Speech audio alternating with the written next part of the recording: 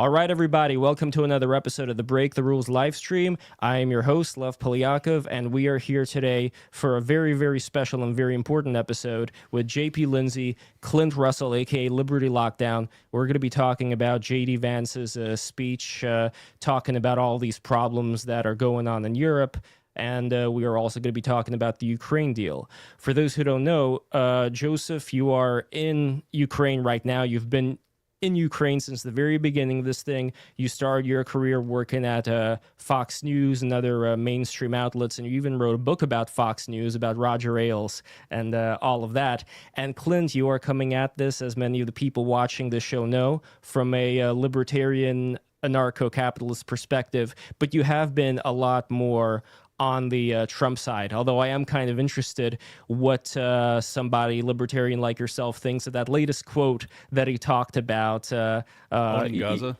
Well, before we talk about owning Gaza, specifically about, what was it? What was that quote about Trump doing things for the sake of the people? Let me tell you the exact quote just so I don't butcher it, because it's a very nicely sounding quote. And by the way, everybody, subscribe, and keep subscribing. Here we go. Donald Trump tweeted out, "He who saves his country does not violate any law." Clint, as a libertarian, I just wanted to start out. What are your thoughts on that?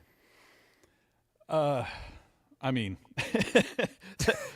it really, like, the proof is in the pudding type of deal. Like, what does he actually mean by that? I mean, if you're functioning under a tyrannical government, I think that, like, you can't violate the law because the law is unjust. So I as an anarcho-capitalist, I tend to agree with him, but because Trump isn't an anarcho-capitalist, it concerns me to hear him say that, if that makes sense. And Joseph, any thoughts on that before we get to the main topic? Yeah, well, first I'll say I think in some ways, probably domestically, Clint and I might agree on more more than it might seem, for sure. But when I saw that, exactly as Clint said, I thought, I mean, I very much believe in following the Constitution, more so than most, I think. But there is a sense where, you know, Trump is trying to make some almost kind of dramatic revolutionary stand in that statement. So a bit for concern, you know, cause for concern, but we have to be vigilant, as all people should be in a free republic. Yeah, I need more context. Yeah, very interesting. People are saying echo, by the way, so I'm not sure if that is from the spaces. Everything seems fine on my end. Too. Yeah. All right, okay. It's my fault. No, I don't think it's your fault. I think it may be the spaces. So the experiment. I have headphones on, so it can't be me. No. I think the experiment may have unfortunately failed this time around, so I don't know if it's even worth doing the spaces at this point, unless... Lev, I think there's only an echo when I talk. Yeah, is the problem. I think so. Let me try to fix it. I'm sorry. Oh, he says it's echoing in the space. Yeah. So in the spaces, there is an echo, but maybe people are listening to the spaces and YouTube at the same time. So... I see we're losing people in the space, so the audio must be really bad. You want to just go straight to YouTube? Yeah, I think I'm going to go straight to YouTube. Okay. Guys, go into the YouTube link right now, into the Jumbotron, and we're going to figure it out there later on what exactly is happening with the space. So click the link right now, because I'm closing this space. Here we go. I'm going to figure this out later on. So, okay. Yes, and... Okay, so anyway, I think everything should be fine with the echo. People are also saying that the volume of you guys is not as high, so I'm just going to increase the mic settings as much as I physically can for everybody else here. Here we go. Okay, so everybody's mic settings should be boosted up to the maximum. I think everybody's going to be fine now, so let's keep going with the conversation. So, Joseph, you were talking before about the similarities between you and Clint. Well, when you said anarcho-capitalist, you know, and actually, I think it's one thing that I've really found here in Ukraine. There is this deep tradition of anarchy, but not, I think, as we would usually define it. There was a famous Ukrainian called Nestor Makhno, and he's considered by sort of outsiders as an anarchist. But it was an anarchy based on local rule, the rule of community and family, people able to govern themselves. He's from a village called Huya in Zaporizhia. It's right. I mean, it gets bombed all the time. I visited it during an attack, and I've seen this type of what you could call anarcho-capitalism play out here in Ukraine during these past years, especially in 2022. When the Russians started the full-scale invasion, the government was not prepared. And it was the people, just in their own little groups doing everything they could to resist. And we continue to see that today, especially with the drone tech and the drone innovation. In fact, there's a big conference coming up here in Kyiv. It is the little cells of people that gather together. Like, oh, I got a friend who's an engineer. I got a friend who's got some money. Let's see what we can do.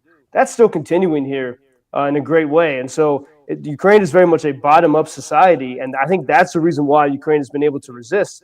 And outsiders might call that a type of anarchy, but there is definitely a deep order to it. And so, one of my great mentors at the University of Notre Dame wasn't he believed in a political philosophy of a bit of anarchy, as long as you have some kind of moral principle to govern yourselves. That was Alistair McIntyre. And so in Ukraine, this is sort of understudied and underappreciated, but this is a whole new type of politics here that we're so unaccustomed to in our bureaucratic West, in whether Europe or the U.S. For sure.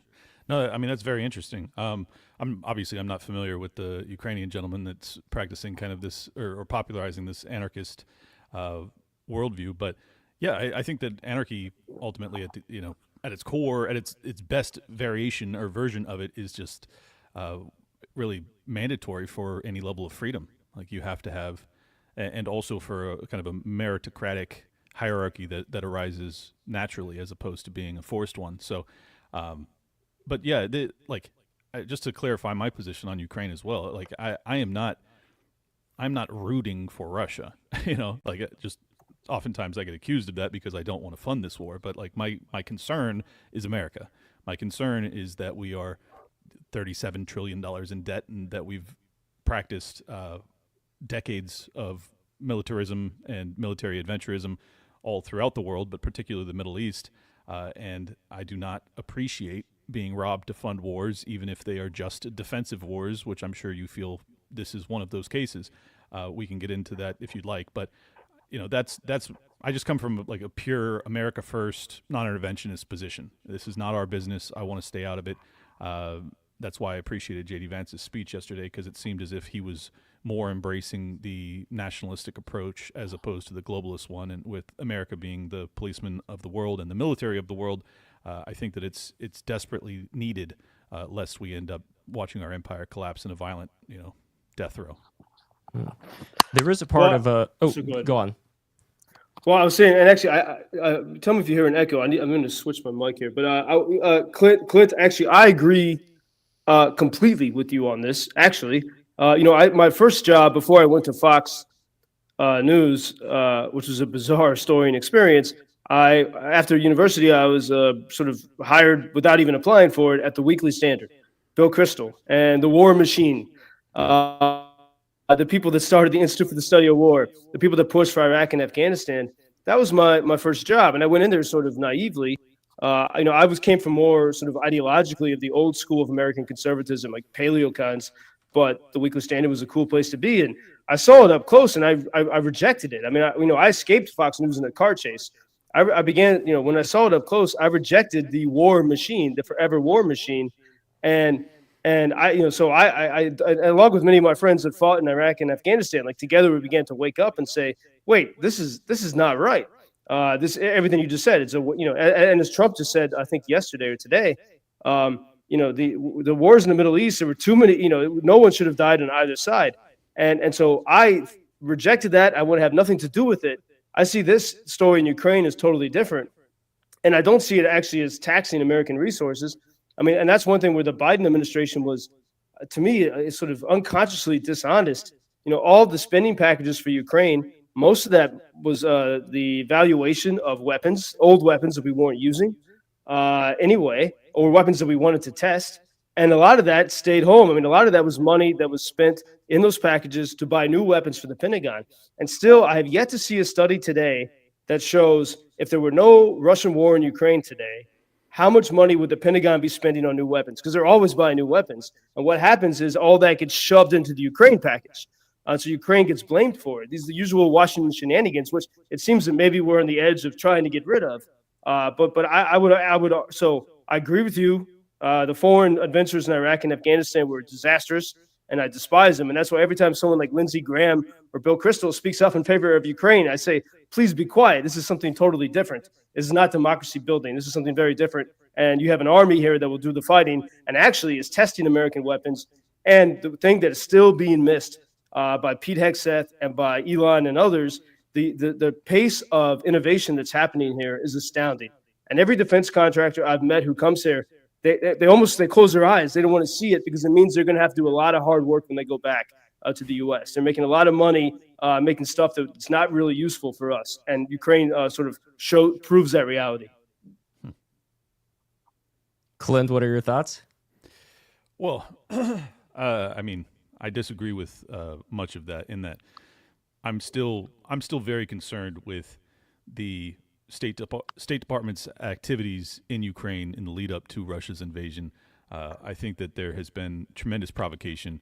I don't know if you've had an opportunity to read Provoked by Scott Horton at this point.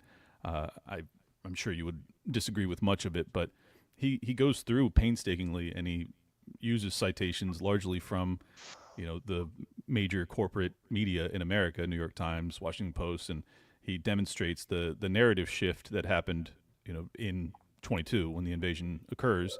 Or was it 22 or was it 21? 2022. Yeah. Yeah.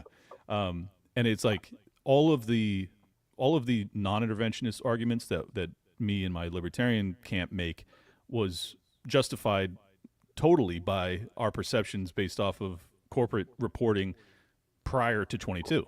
It was like there was this acknowledgement that, yes, Ukraine's extraordinarily corrupt and that, yes, Russia is adamantly opposed to NATO's expansion and to admitting Ukraine into NATO and that it's the reddest of red lines, as they said. Our State Department was well aware of that, and we continued to push that envelope despite the fact that we knew that at some point Russia would do this. And whether you believe that Ukraine is just in their defense, which I tend to believe that they are, it does not change the fact that the U.S. and NATO was extraordinarily provocative towards Russia, and that if you were to just do the foot or the shoe on the other foot type of analysis of this thing, America would never stand for this. We would never stand for Russia doing to us what we've done to them, and that we would absolutely invade Mexico or Canada if the roles were reversed. So that is my perception on it. That there has been, thanks to I perceive this as a continuation of military adventurism that's in alignment with the same wars that I rejected in Afghanistan and Iraq, which you rejected as well. I think that the provocations that led to Russia's decision, we bear some serious responsibility and culpability for those, and I just reject it all. And I don't want to be participating in it anymore. I don't want to be funding it. I want to be negotiating peace, and I think that we have an opportunity to do so under Trump round 2. Well, and as you say that, I mean, I think of, to go back to the Cuban Missile Crisis, right? I mean, we obviously you're right. USA would not tolerate, as Kennedy could not, something like that in our backyard. But I think here's where I have a problem with legacy media and their reporting. If you actually look back, there was no desire for Ukraine to be part of NATO from Washington at all. Especially during Biden. In fact, Joe Biden, more than ever, he was always calling Ukraine corrupt, never calling Russia corrupt, by the way, but always putting this label of corruption on Ukraine. And in 2021, when Biden came to office, he made it clear there was no desire whatsoever for Ukraine to be in NATO. And so I think that Putin used that argument, knowing that it would resonate with Americans who are rightly frustrated with American meddling. But if from the Ukrainian side, I kind of understood it maybe because I'm Irish American. So I know the history of how the English were oppressing the Irish for centuries. It's the same thing with the Russians and Ukrainians. Ukrainian language was illegal and the religion was illegal for 300 years. This is a long struggle that was going on well before NATO even existed. So there's something deeper there. But I would say if you go back and search the headlines from 2020, 2021, and there really was no sense that Ukraine was moving anywhere near NATO. That had been a topic since 2008, and nothing was happening. And I see, one of these sticking points of showing that, the proof of American meddling, which Elon Musk seizes upon. He tweets about this at least once a week. Is Victoria Nuland, the epitome of American. Yeah, she and she there was that famous leaked call for 2014 for Ukraine's Maidan Revolution, which, by the way, you know, as I got to understand the revolution, to meet a lot of people who were there, to me that was like the Ottawa truckers times 100 million. You know, it was the same desire to, or what we see now with Doge. It was desire to get rid of the Soviet control and deep state. But because of this, so Victoria Nuland uh, is seen as that she was the instigator of it, that America was trying to create the revolution. But if you zoom in and look more closely, if you listen to that leaked call, she was trying to manage the revolution in the typical American bureaucratic way, just like George H.W. Bush in 1991 when he came to Kyiv after the breakup of the Soviet Union. In a speech written by warmonger Condoleezza Rice, he urged Ukrainians not to have their freedom. Because freedom is a problem for the bureaucrat. They're like, keep your freedom, contained a little bit because you're going to cause us problems. And that was the attitude of the U.S. government in 2014 of Obama Biden. And Biden was really running Ukraine policy, and we can go into that more later. But Newland was her task was to contain the revolution and to get the protesters to make an agreement with the regime that they hated. And in fact, I was just speaking with a Ukrainian member of parliament a few days ago. She just moments ago or hours ago, she asked General Kellogg a question in Munich, and she was in the room with Victoria Nuland and Vitaly Klitschko, the boxer, before he was mayor. And she said Nuland is horrible.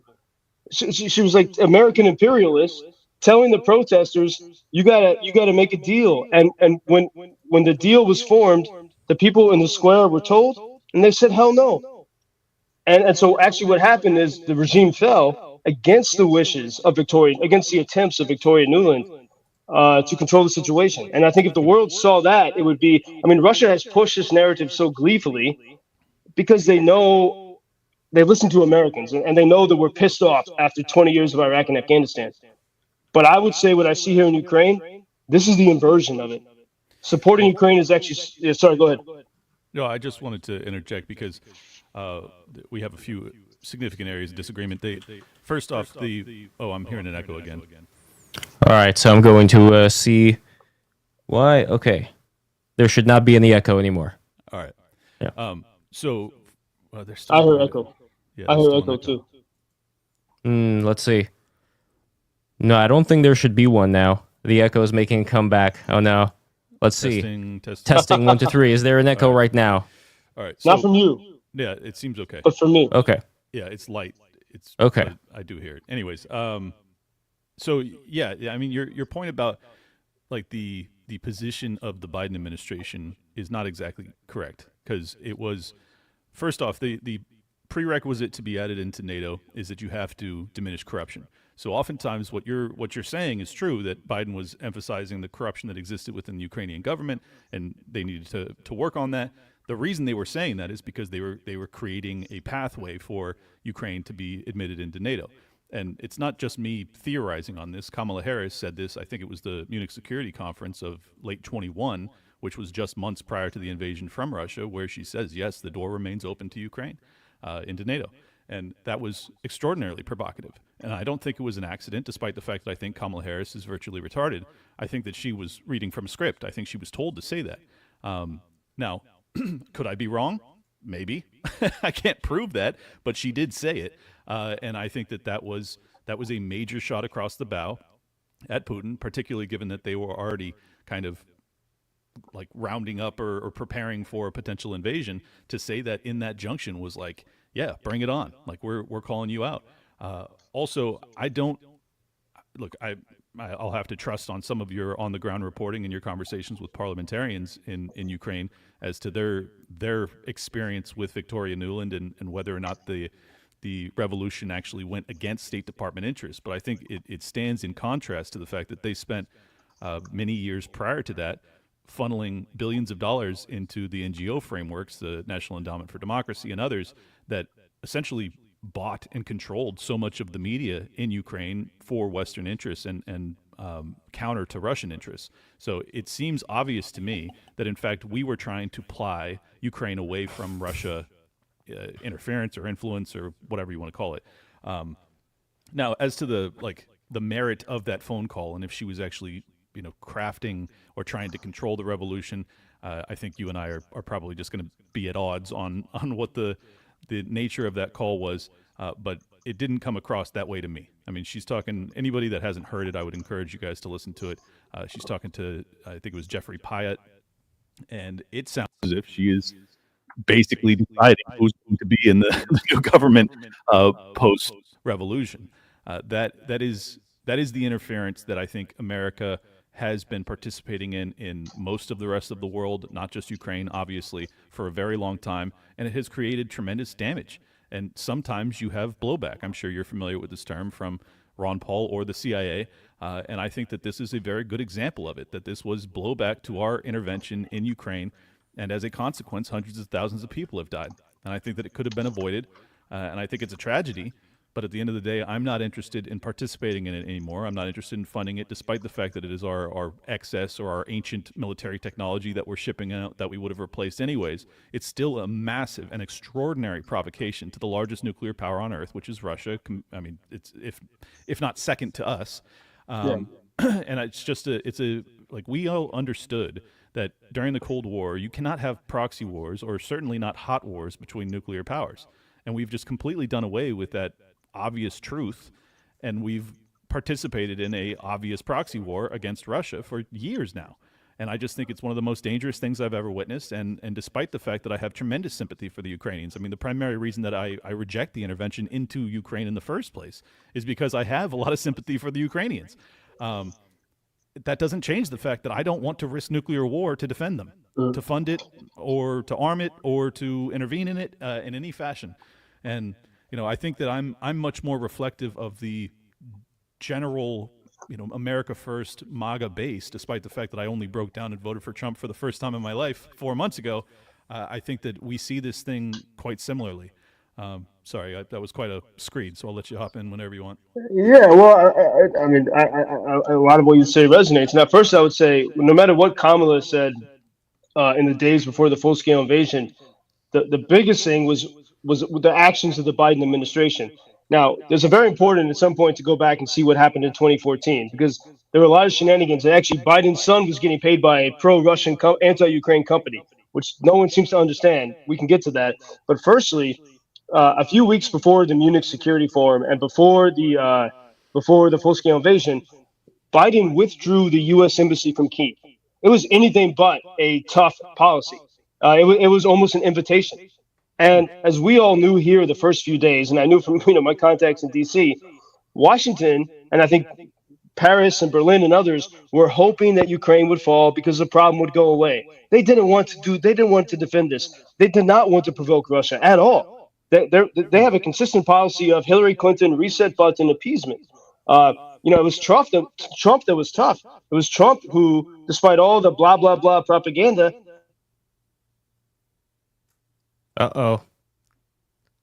Joseph, I'm not able to super hear you. Essential there we go. During those early weeks of resistance, because Trump had. Now you're good. Now you're good. You froze for back. 20 seconds. Yes. Yeah. So just restate what you said for 20 seconds. I still hear myself talking. Yeah. Wait, I'm still talking. Oh, okay, I think there is an echo, but I'll just ignore it and keep going.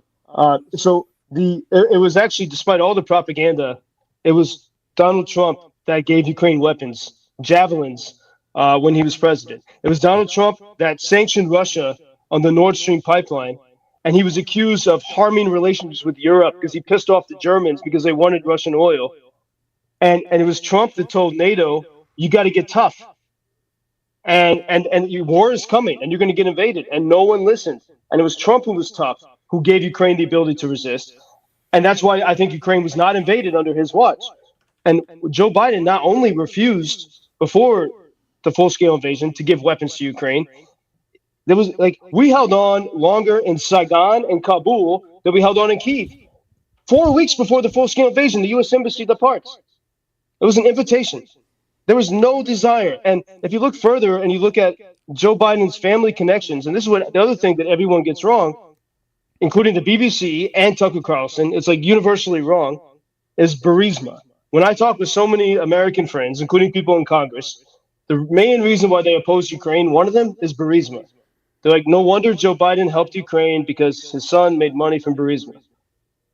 Well, the CEO of Burisma, this energy company, was a member of the pro-Kremlin Yanukovych government in 2014.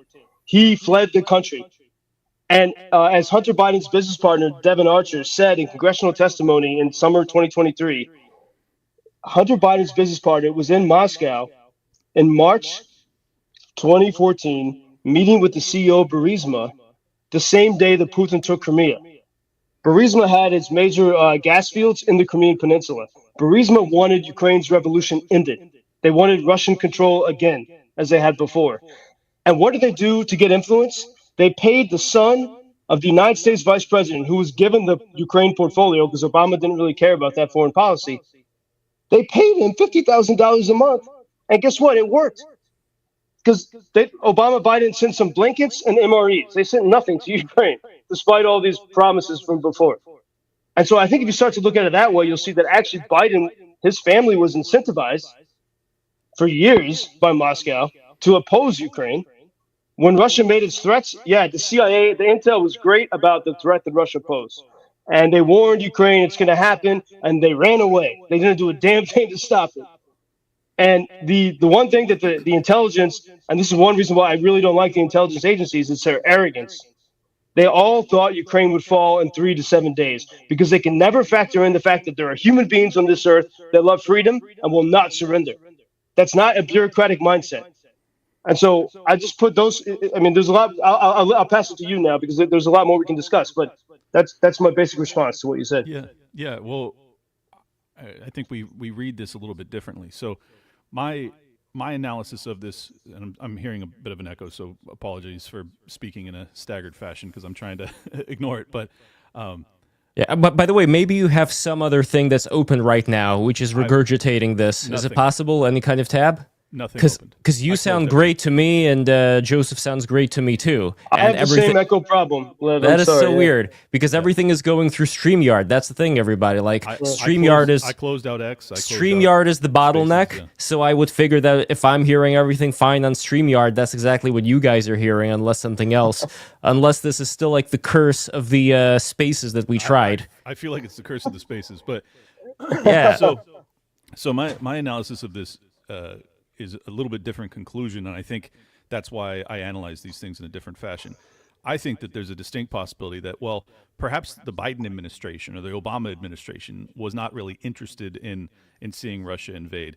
I think that there are countervailing forces within our establishment, the deep state, as Donald Trump would refer to them, that were very much interested in seeing Russia invade Ukraine for the exact purpose that you're describing, that they want to test out weaponry, they want to bleed their top enemy from their perception from this, very ancient old Cold Warrior type of mentality that Russia's an imminent threat to us or some bullshit, which I totally disagree with. But I do think that there are forces within the United States government and the State Department in particular that were very interested in seeing Russia invade Ukraine for that exact purpose. That this is not counter to their interests or counter to their preferences at all. So while they may have withdrawn, from their embassy, I still think that was more indicative of the fact that they don't want to have a hot war. They want to have a proxy war. And if Russia were to bomb our embassy, then we probably have to have a hot war. So they're looking at it like, well, we're fine with them actually doing this because we're going to have a multi-year, very bloody war that damages Russia deeply and damages their position on the world stage, which is all to their advantage because their perception or their desire for the longest time has been to divide Russia from Europe, that they want to make sure that Germany and Russia in particular are not bedfellows. And this war did an incredible job at that. And I think that it's important that we get into the Nord Stream attack because I'm curious to hear what your thesis is on this. You would probably guess. My belief is that was ordered by the Biden administration. And I think that runs totally counter to your perception or your belief that the Biden administration didn't want this to happen, because it seems quite obvious to me that that's exactly what they did. That whether it was actually Ukrainian military that was responsible for it, or if it was Special Forces for America, it seems obvious that we did order that attack. So, what's your opinion of that? Mm-hmm. And before Joseph responds, Clint, could you also try to raise the volume of your microphone because people are saying that your mic is lower than ours, and there is only so much that we can do on on our end because of StreamYard here. StreamYard's the bottleneck. But anyway, Joseph, let me know what you think. Well, I would say, firstly, Clint, on this, if you look at the first months, but really this entire past years when Biden was in power, it was not a story of an administration that seemed energized to push for a bigger war, especially at the beginning. It was so hard for Ukrainians to get any tools from the U.S. I think there's a lot from Jake Sullivan, Biden's national security advisor, who was his security advisor in 2014, by the way. I think there's a consistent position of fear, of saying if we do anything, Russia's going to, the problem's going to get worse. And I really think that the Biden policy was very much in consistency with that of Henry Kissinger, the late Henry Kissinger, who I used to go to baseball games with and who I deeply disagreed with. But he believed that Russia was necessary in the balance of the global equilibrium, and that it must never be disturbed.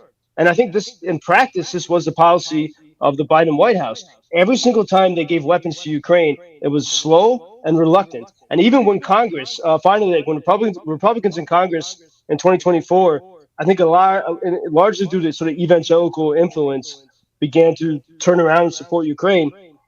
Mike Johnson, when he said, "Oh, okay, now I'm going to support Ukraine," he started to criticize Biden for not giving weapons that worked, not giving weapons with permission to use them. And so I think what we perpetually saw from Biden was a fear. Like they want to pretend that they were doing something because they knew it was popular in the U.S. and around the world, but they wanted to do the maximum of the minimum. And we saw that routinely. And for example, every time, look at Kharkiv city, May 2024. Kharkiv, I spent a lot of time in that city. It's 30 minutes from Russia, and yet it's my favorite city. It's safer when there's no attack. That city, there's less crime. It's safer than Chicago or Los Angeles or New York or Topeka. Ukrainians have figured out how to build a nice society. It's all being, on the edge of being destroyed. Kharkiv city, this lovely place, 30 miles from Russia. In May, the Russians were pounding it. They said, okay, we're going to try to take it. We're going to try to make people flee. And there was such a unified core, and Biden was doing nothing to help. And because it's so close to Russia, he's like, you can't strike the Russians because they're on Russian soil. And there was a unified chorus putting pressure on Biden. And finally, at the end of May, he said, fine, we'll let you use American HIMARS to hit on Russian soil, which had been a nuclear red line for Putin. Within 24 hours of that happening, there were no attacks on Kharkiv for 1 whole month. The city became totally safe. The stupid legacy media, they don't report on it. They can't write they can't write on the success or the absence of a problem. And the Biden team was quiet because they're so scared. And so we could have used that moment to get stronger and to put an end to this thing.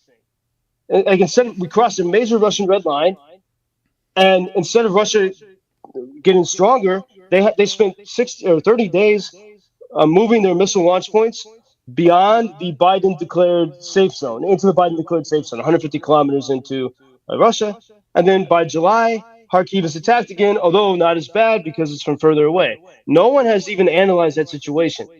And that was a huge point of Biden weakness. And I think it shows that they really were not interested in putting it into this. And when it comes to, it is a fact, Clint, as I think you know, 2023 and 2024 were both record years. 2024 was the record for sales of American weapons to foreign countries. And so as I see what happened here, they didn't want to do a damn thing to help Ukraine in the beginning, but they were forced by public pressure and even also by some freedom-loving Republicans, forced to do it. But they tried to do the minimum, but then they began to see the money-making ability. And when I talk with defense contractors, and we can go into these stories later in future conversations, but many of them met here, they have no interest in Ukraine winning quickly. They have an interest in letting Ukraine bleed and stay alive, make Europe scared, so that Poland and everyone else buying American weapons. Gave Ukraine originally like 2022, 23, like about 30 some HIMARS. It's like you walk into a bakery, they give you a free cookie, and then Poland comes in and buys the whole bakery. Poland bought 486 HIMARS. So Ukraine was a free sample for the defense industry. So what I argue is that Ukraine is actually like the MAGA of Europe, which it actually is in many ways, and is the in-between, and is being used and exploited by the war machine of America. Well, but I think in a way that you don't see it. Yeah, well, yeah. You and I don't disagree on that. I think we just disagree on the reason that's happening. So your thesis was that they weren't concerned with Ukraine falling. In fact, they wanted it to fall. I totally disagree with that because it does not alleviate the issues with Russia. In fact, it just brings it into a Article 5 border as opposed to a non-Article 5 border because it would put them up to Poland. So that doesn't make sense to me at all, that you would want Ukraine to fall, in which case now Russia is on the border of Poland. That seems very counter to their interests. Additionally, the rhetoric that comes out of NATO, particularly Stoltenberg, comes across as very ride or die and provocative. Like, these guys are taking this extraordinarily seriously. Poland as well. I disagree with you also that this was a very popular thing to do amongst Americans. I don't think it was popular until we were propagandized heavily to get in line and to support this thing, which is much the same environment that we existed in under post 9/11, where we were just propagandized very heavily. We have to go and fight, Saddam Hussein, and we have to go and fight the Taliban, even though that's not Al Qaeda. It didn't matter. I think that this was not a very popular war, and I think that the reason that you've seen such hesitancy to fund this thing is because, despite the fact that they are very much interested in seeing this war be dragged out and to allow for the military-industrial complex to rake in billions and to see Russia weakened. Oh, God damn it. I had a point, but I forgot it. Where was I going with this? No, well, I see. Clint, I see your point. But I would say, I don't know if it was that popular, because if it was, then there would have been total support. It would have been, let's get this shit done. Let's get Ukraine the weapons. Not even to talk about sending troops. That's the point. That's the point that I'm trying to get to. Is that all right? So the fear that you're describing, I think, is actually a rational one, like not irrational, a rational one. That you are not going to end this thing just because you authorize them to launch HIMARS beyond 150 kilometers or whatever, and you say, okay, you can just launch wherever you want into Russia. I think they realize that there is an actual red line. Yes, there's rhetorical red lines where you may cross it, and Putin may decide, all right, I'm not really prepared to launch a nuke, because then you put NATO in the position of deciding if they're going to launch a nuke, and it's like, this is all game theory shit. So I don't read that as cowardice. I read that as prudence, that you should not be behaving in a way that's so provocative that you just say, well, fuck it. They didn't, when they said this was their red line, it wasn't. We can do whatever we want now. Like, the answer is no. You can't actually do whatever you want. That, yes, sometimes the red line's going to be BS, but at some point Putin's going to view it as existential, and he's going to fire in a way that tries to call your bluff, and then NATO has to now make that same calculus. Are we going to call his bluff? And then it's like, all right, you know exactly what I'm describing. I'm describing the escalatory trap that you get into that leads to nuclear holocaust. And it's like, is any of this worth risking for the autonomy of Ukraine? From a Ukrainian perspective, probably. From an American perspective, fuck no. Like that's my opinion. And Clint, your arguments there sound exactly like those of Jake Sullivan. That was his case. That's Bob Woodward. That's Jake Sullivan. I'm not judging it in that sense. I'm saying that was precisely the argument of Jake Sullivan. Yeah. Or Kissinger, for that matter. And Kissinger, yes, the lizard. Yeah. Oh wait, before we get to Kissinger the lizard, some people are suspecting, JP, that you have your speaker phone on, that the speakers are not just going into your headphones, that they're going all over the room. Is that the case or no? Or are the headphones the ones that are getting your sound? Because now that I think about it, that may be the reason for your echo. If you go into settings and if you go into audio, make sure that where it says speaker, that's your headphones, that isn't like the computer. That could be it. Yeah, is that it? Yeah, it is your headphones. Let me try something else here. Right? Okay, while he's trying something else, I just want to say to everybody, thank you so much for listening right now, and be sure, don't forget to smash that like button, smash that subscribe button, patreon.com/breaktherules, support the show, and support these two wonderful people and the work that they're doing, because even though they may disagree with each other on a lot of these things, it's all incredibly important. Another thing that I want to say right now, while JP is figuring out the audio stuff, I really like that quote from Thomas Sowell, there are no solutions, only trade-offs. And one of the things that I think is going to be very well worth for us to discuss here is what are the potential trade-offs of a scenario where Ukraine wouldn't be supported. Because the idea, I guess, would be, well, Russia's going to maybe take more of a chunk of Ukraine than we think, and then it's going to stop. That would be maybe your perspective, Clint. I don't know. Like, there would have to be a certain perspective that would not allow for, Russia to go into Poland and the Baltics and Europe, or I don't know, maybe it would. Yeah. I don't know. But the question is, like, how far are you okay with Russia going, and is there like evidence that it would go? Because if there is no evidence that it would go, then I could understand, even though I know that you wouldn't agree with that, JP. I could understand the POV of somebody who, doesn't know anything about Ukraine and would be like, you know what? I wish them the best, but it's not my business. It's a whole other conversation to talk about, well, what Zelensky's been talking about right now.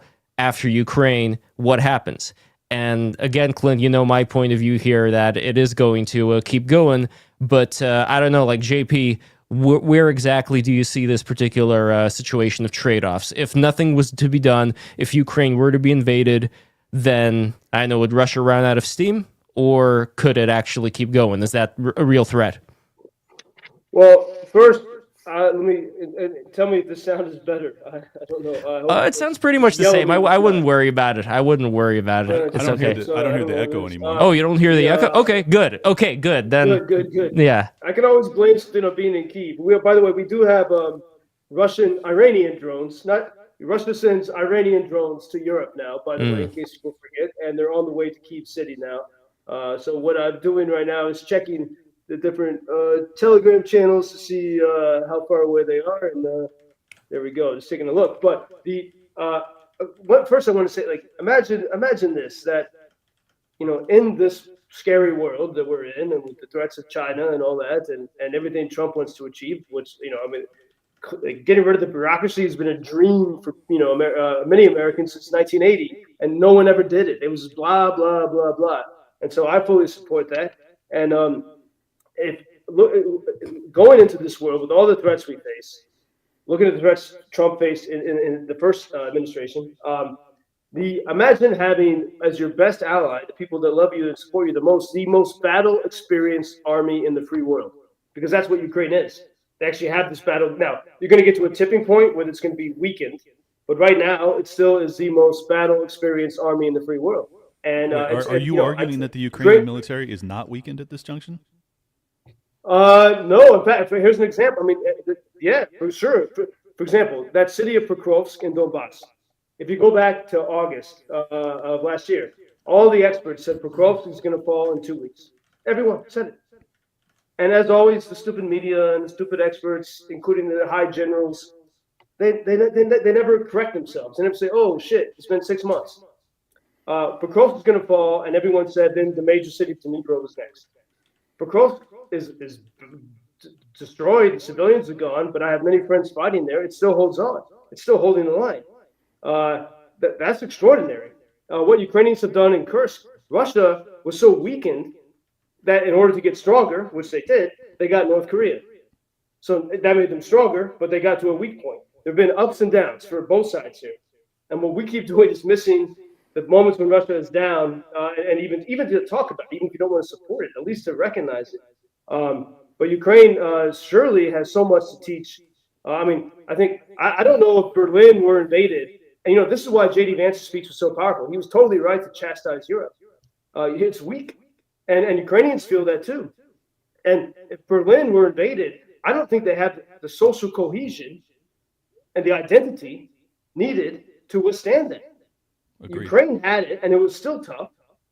But I don't think Berlin has it. I don't think Paris has it. London, England's and the UK's an island, so they have some benefit. But Ukraine has an actual battle experienced army that would be an amazing ally, just as a practical matter for the U.S.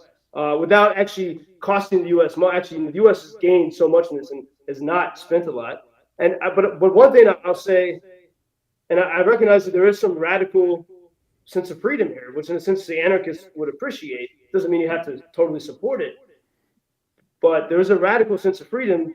And in the 2014 Maidan protest and revolution, which, some anti-Ukraine people call it a January 6th, by the way. But it was like January 6th on steroids. It was an actual insurrection. Yeah, but they did it. It was peaceful on the protester side. They weren't, the bullets came from the secret police. And as a result of that revolution, for 3 weeks, by the way, after the revolution, there were no police in Ukraine. All the state institutions went to Doge level of zero. There was a severance of the Soviet past. It was incredible. And the people self-police themselves. That story doesn't get told. The BBC is never going to tell you that because they're not interested. President Macron or Schultz, they never talk about that because they're scared of having a revolution in their own countries. There's a reason why they always say sovereignty and never freedom. This is Biden, Schultz, and Macron. About Ukraine, they never say freedom. They never talk about Maidan. Usually they just say democracy. They don't even say sovereignty. Their favorite word, democracy. Vague, shit. And they never talk about the Maidan Revolution, which was the key to this, because they're terrified that would happen in their own country. And during the Maidan, when Newland was there with her cookies and all this stuff, and everyone's trying to maneuver and have a role in it, and the foreign minister of Poland, who's once again the foreign minister of Poland, Sikorski, he said to the leaders of the protesters, he was so frustrated because they would not make a deal with the regime. And he was so frustrated. And he said these words, they're on camera. He said, "You're all going to die." And in a way, sadly, there was a lot of truth to that because 8 years later, ballistic missiles arrived. Ukrainians, because they resisted Russian tear gas, now they have to face Russian ballistic missiles. And all I want, at least, even if people don't want to support that, to at least recognize that. Like what I don't like is that you have Elon and all these people, and JD Vance even castigating these people who actually are living out the values that JD Vance wishes Europe had, where they're here in this country. And I don't. Okay, fine, you don't want to support it. That's fine, and Ukrainians can live with that. But why do you have to lie about it? Why can't you try to honor that? Because it's exactly what, if you go to Lviv, Ukraine, in the West, where they were able better to resist the Soviet chains, on a Sunday or any day, the churches are more crowded than any city in Europe. It's the most Catholic city. It's Catholic. It's not Orthodox. Yeah. It's in the Greek Catholics, or Eastern style. It is the most Catholic city in Europe. The Poles pretend they're so Catholic. In Lviv, they're so Catholic, there's no argument about it. And I think it's one reason why Americans don't understand Ukraine. You don't have a left-right divide in the same way that we do in other countries. There is this genuine, sort of widespread devotion to freedom, and it's insane. I mean, even the last point on this score, if you think of what the Polish foreign minister said in 2014, "You're all going to die, surrender," and they said no. And I think when I look at the city of Kharkiv, and every time I leave Kharkiv on the train, I'm thinking, what the hell was I just doing? Because it's literally Russian roulette. You can just get bombed at any time. The missiles hit before the alarms sound. And yet it has beautiful parks and cool cafes. And one coffee shop that I used to go to was bombed in January, and a month later they rebuilt it. Another cafe was bombed. I went there that morning. They opened at 8 o'clock on time. No one bitching. The staff was smiling. Not where you would get Starbucks in the middle of America. There's such an insane spirit here. And a buddy of mine in Kharkiv, his wife was having a baby last summer. And I said, okay, of course you guys you're going to go to Kyiv or something to have the baby, right? I mean, they could go to Spain, and no, we're staying in Kharkiv. And even I didn't understand that. I said, that's stupid and insane. But that's the devotion that these people have to this idea of freedom. Yep. Look, can I interject on that? Because I tried to make that point earlier that I very much respect their fighting spirit, very much. In fact, in some ways, I'm envious of it. That I don't think we have that in the same fashion in America or the rest of the West. It just doesn't change my analysis.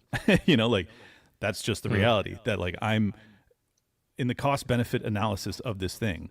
The cost is tremendous and the benefit is minimal. And that's my honest opinion. Now you can feel differently, but I am, so to Lev's question about what I expect to be the resolution. And this is actually, I debated Destiny on this 2 years ago, and I said exactly what it's going to be, almost certainly. I said that it's quite clear to me that because Russia had a lease on Crimea, it was torn up in 2014. They took Crimea in 2014 as a consequence of that they are interested in building a land bridge by which they never fear losing Crimea again. That has always appeared to be the impetus. If you look at the battle lines, it does seem as if that's in fact what they're trying to secure. And I think that's probably what the ultimate resolution and peace negotiation of this thing will look like. I have never bought the thesis that this is about conquering all of Ukraine and that they're going to roll into Poland and then the rest of Europe. It just doesn't seem viable. It doesn't seem plausible. Like, it doesn't seem like they can do it.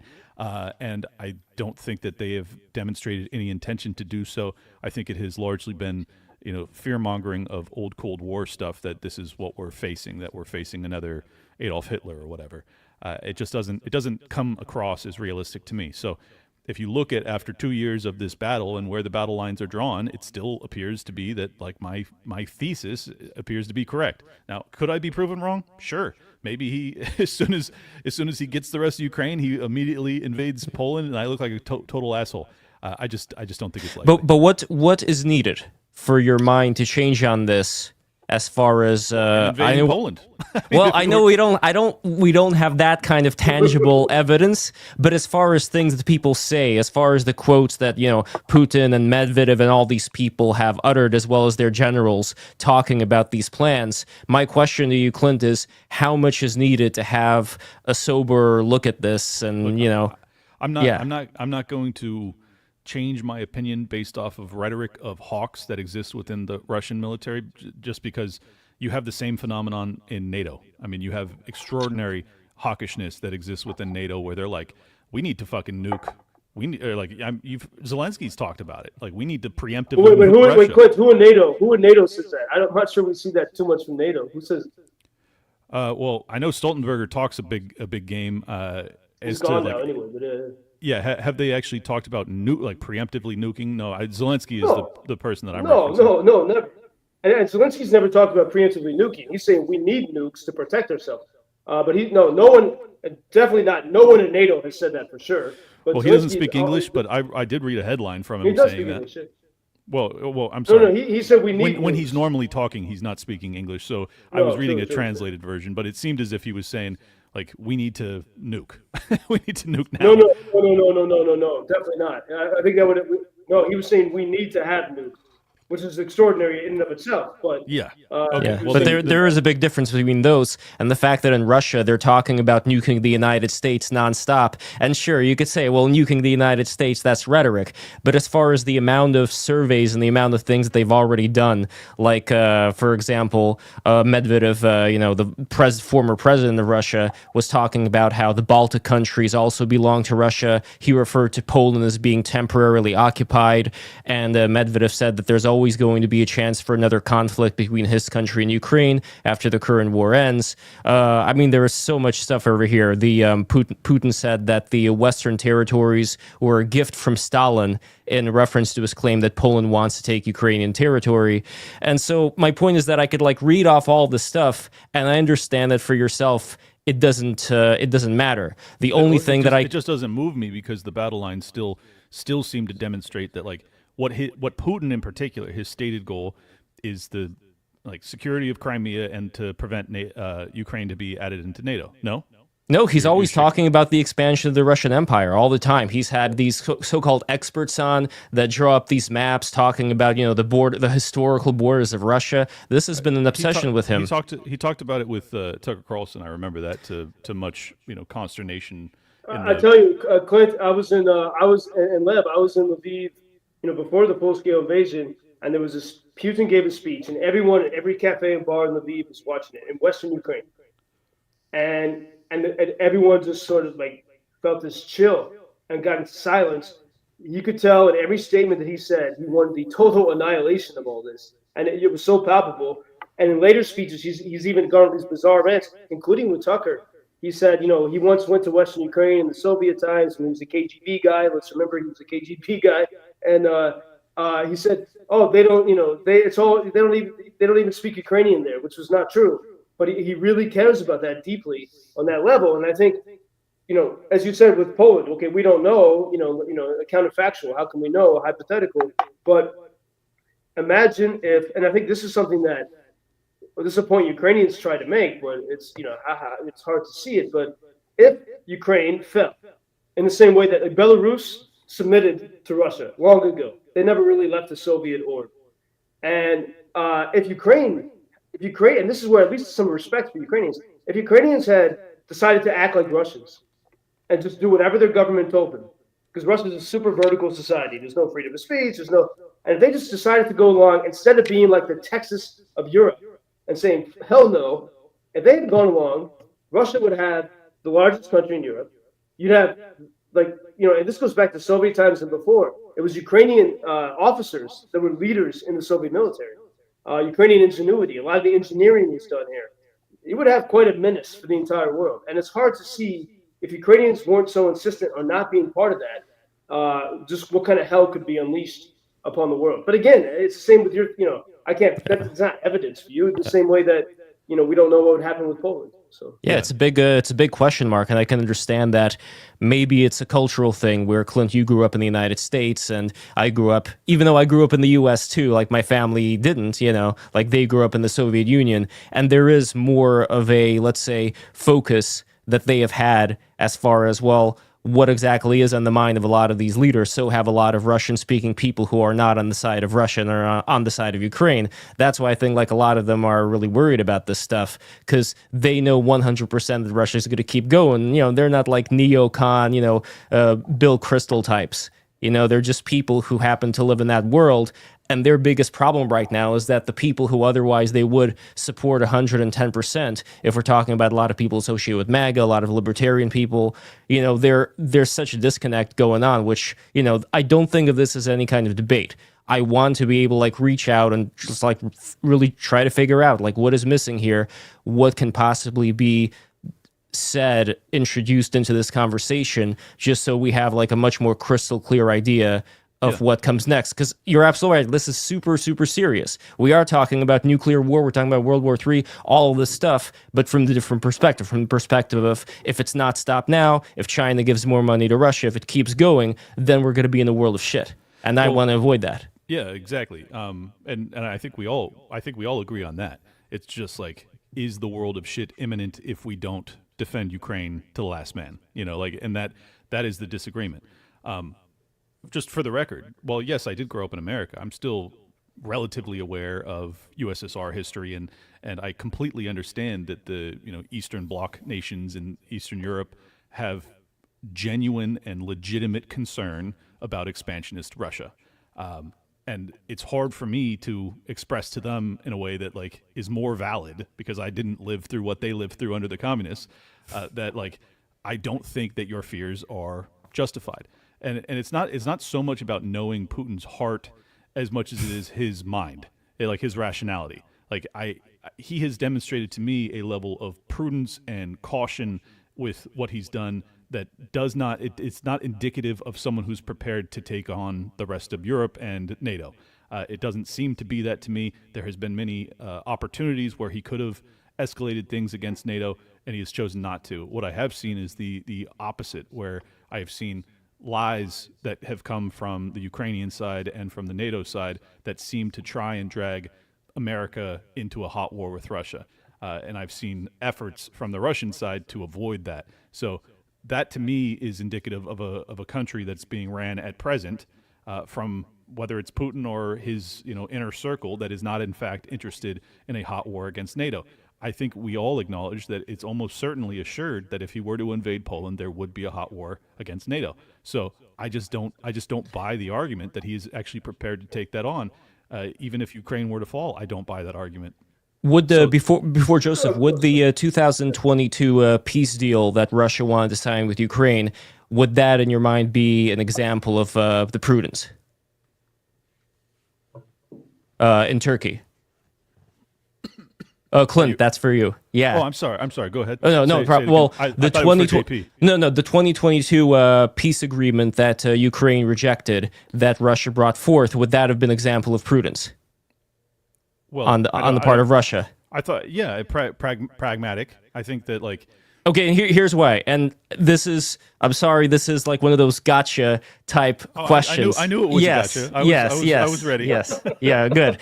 The reason why I'm introducing this gotcha question right now is because Arestovich, who was working for Zelensky, when he was going in his rounds in the news media talking about, oh, what a great deal that was, there was a video, and I have it. I can send it to all of you guys on my Twitter, of him talking with a Ukrainian gentleman before for Ukrainian media, way before he was doing those interviews, talking about how he fell over his chair in laughter when he first saw this peace deal. Because what the peace deal did is it completely castrated the entire Ukrainian military. So Ukraine would not be able to have any kind of counter to whatever Russia would do as far as breaking any promise. So to me, the real disconnect here is that in American media, where people talk about, oh, Russia offered these peace deals, same thing with Elon Musk saying Russia offered these peace deals and rejected it. Here we have this guy on, Russian-speaking television, Ukrainian-speaking television, saying that this was complete bullshit before he was lying to the American people afterwards. So this to me is a real disconnect. Yeah. Here's the thing, though. Larger powers always offer peace deals that suck. That's what America's done too. I mean, we do that with the Middle East. Yeah, but then America shouldn't say that, oh, Ukraine was foolish to reject this peace deal. If the peace deal was basically, taking Ukraine for itself because Ukraine can't defend itself, the American government doesn't say that they were foolish. The American government has no, not the American government, the American media, and that's an the American difference. Person, I understand that, like, yeah, if you believe that America has the right to offer shitty peace deals because it's the greater power, well, then you just have to acknowledge the fact that, Ukraine's going to get the short end of the stick here. Like, that's just being reasonable. It's not fair. I'm not arguing that it's fair. It's not fair. Yeah, but that's not a peace deal. If the peace deal involves Ukraine not being able to defend itself, then you understand why it's ridiculous for anybody in the MAGA adjacent media to say that Ukraine was foolish for rejecting it. Right? Well, that makes sense. I don't think that that's necessarily foolish, given the loss of life that they've suffered as a consequence of not accepting it. Now, your thesis would be that they intended to disarm them to then conquer them, right? Yeah, absolutely. Okay, 100%. Because they already lied before when there was that agreement of Ukraine not having nukes in exchange for Russia, pinky swearing not to invade them. So why should Ukraine believe Russia? It doesn't make any sense. I'm not saying that they should. I'm just saying that as a consequence of not accepting it, I think you've already lost this war. Whether or not you're going to lose your nation entirely is in doubt. But it's just being realistic. It's it makes me feel bad to say it, but it's just like, this is the reality. And it's the same thing with the Palestinians. If I could interject. Yeah, go ahead. On the question of being realistic, Clint, I'm curious because you said, you mentioned Putin's prudence and caution. Can you give us a few examples of his prudence and caution that we've seen these past 3 years? Yeah. Well, you actually cited one, is that when Biden authorized the HIMARS to strike within Russia, instead of nuking, he decided to withdraw and pull all of his military encampments behind that perimeter, that line of the HIMARS attacks. So this is where we get with semantics, but also philosophy, and actually the real heart of everything here that we're discussing.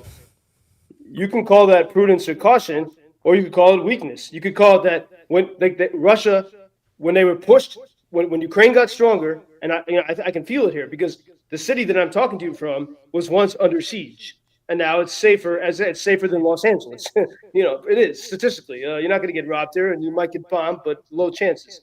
And every single time. Safer than LA, but you might get bombed. I don't know. I don't know. Well, but it's a low chance that you're actually, compared to the fires in Los Angeles. I mean, statistically, it's actually, it's insane, but it's true. And you're not going to get robbed or shot in the street. So you just said that it was that when those HIMARS were allowed to be used to hit Russians to protect Kharkiv in a very limited way, that it was Putin's prudence that prevented from going nuclear. But what we see crossing like 17 of these different red lines, we see that Putin, because he does want to win and he doesn't want to lose, they had to adapt because there was a moment of strength from the Ukrainian side. And so they had to move everything back, and then they started to attack again. They didn't stop attacking. They just had to regroup so they could continue the attack. I've seen only recklessness, in fact, almost like a defiant recklessness from Putin, because it seems that he thinks he can get away with it. Like, on the eve of the NATO summit, sending all, and Kyiv is typically very well protected by air defense. It's almost like Tel Aviv or Jerusalem in that sense, with an iron dome. But Russians, when they really want to penetrate it, they send just a shit ton of missiles and drones in, and they can get through. And that's what happened on, was it July 7th, the eve of the NATO summit. And you would have thought that on the eve of the NATO summit, Putin would have been demure and quiet. But instead, he hits, among other things, the children's hospital in Kyiv, a direct hit. And it was just one of the worst attacks on Kyiv was that day. Why would he do that right before the NATO summit? Because he knew he could get away with it. Probably he knew he would put fear into the hearts of Washington. And I think it didn't work because the NATO summit was quite weak in response. And so look at Mariupol, a city totally erased. I don't see prudence and caution anywhere. What I do see, like if Ukrainians had not been able to fight back with good weapons, if it had just been like sticks and Molotov cocktails, Mariupol would be not the only city erased. Bakhmut, of course, Dnipro, Odessa would be conquered by the Russians. It's not prudence. It's strength and ability to stop the Russians. I don't see prudence here. I see absolute atrocities. And I look at, for example, as I go around, you go to Kyiv or Lviv, and you see so many, especially young soldiers who've lost their arms and legs. This is the destruction of a society that cannot be controlled. People who, Russians put up with it. Russians are told, shut up and don't criticize the president. And they just do it. Ukrainians, they say, fuck you. Sorry. We're gonna do whatever we want. And most regimes will respond to that with tear gas, maybe bullets. And I think here, what we have here is like the most horizontal society, anarchical capitalist society in the world, the most horizontal, and the most vertical, maybe except China. But I think Russians are much more subservient than Chinese. One reason why we see much more innovation in China. And so we have the clash of the two totally polar opposite ways to live on this planet Earth. And anyone that kind of believes in freedom, I don't know how you can sit on the sidelines of that, especially when Ukrainians are willing to do all of the fighting themselves. They actually, I think, economically have benefited the U.S. in many ways. It's a good business deal for the U.S. so far. It's not a drag on our resources. And so I have a tough time seeing the argument against it unless you just simply don't care or don't want to support but specifically people. With the prudence question, has the prudence been wringed out from the towel with what Joseph was talking about for yourself, Clint, or is there still prudence left that he may not have looked at? Oh no, there's lots of examples. The Oreshnik, the Oreshnik missile that he launched it without warheads. Like he could have. It was obviously a show of force, but he was demonstrating like we have capacity that we are not unleashing on you, and it's like these are all things that if you're just dealing with an irrational madman, which a lot of people perceive Putin to be, he's not behaving in that fashion. That's what I'm describing as prudence. Is like he has the ability to escalate things in a way that would get into a hot World War III. It seems obvious to me that he's not interested in that. And I think it's obvious that the West, while they're also not interested in a hot World War III, they are not necessarily interested in peace either. So I think like both sides are behaving kind of similarly, to be honest. Well, let's look at the Oreshnik. Taking it up to the line, but then not going further, where like there's a point of no return. And I just think it's quite obvious that he's not interested in going past the point of no return. So Joseph, the Oreshnik, any thoughts on that? Yeah, well, there was a second Oreshnik attempt, it seemed, on Kyiv about a week ago, and it failed. It landed over Russia, and pretty good evidence that was actual, because there are sort of simulated Oreshniks that happens pretty often just to scare people. We've had a lot of those since that first Oreshnik on Dnipro. But by the way, Oreshnik is not properly an intercontinental ballistic missile. Right? It's more like a medium continental. It's not quite long range. Intermediate range, yeah. Yeah, intermediate range. But the second one that he did try to send, which we don't know, what the vector was, it failed on Russian soil. Clearly, yeah. He's trying to scare people with that.